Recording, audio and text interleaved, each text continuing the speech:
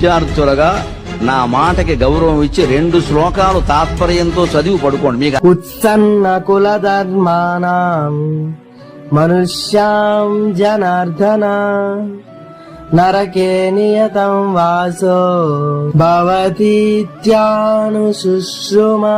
అర్జునుడిలా చెప్తున్నాడు, కృష్ణ, కుటుంబం పాడైతే మనిషి బయట నవ్వినా లోపల నరకం అనుభవిస్తాడు. ఇది నేను ఊహించి మాట్లాడుతున్న మాటలు కాదు కృష్ణ, పెద్దల నుంచి విన్న నిజం. ధర్మం పోయిన ఇంట్లో బతుకే నరకంలా మారుతుంది. అర్జునుడి భయం చావు గురించి కాదు, బతుకుండే నరకం గురించి. మన విషయానికి వస్తే ఇల్లుంది గాని రోజు గొడవలు, డబ్బుంది కానీ మనశ్శాంతి లేదు, నీ చేతిలో ఫోన్ ఉంది గాని మనస్ఫూర్తిగా మాట్లాడే మనిషి లేడు. ఇంకా రియాలిటీ మాట్లాడుకుంటే బయట ఇన్స్టా స్టోరీ హ్యాపీ లైఫ్, లోపల మాత్రం యాంగ్జైటీ, లోన్లీనెస్, కన్ఫ్యూజన్. అలాగే బతుకుతున్న వాడివైతే ఒక్కసారి బయటికి రా, రియాలిటీ ఏంటో తెలుసుకో.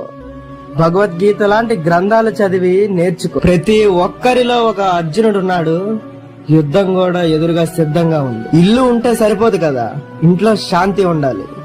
డబ్బు ఉంటే కూడా సరిపోదు కదా, ధర్మంగా ఉండాలి. బతికుంటే సరిపోదు కదా, మనసు కూడా బతకాలి, లేకపోతే అదే నరకం.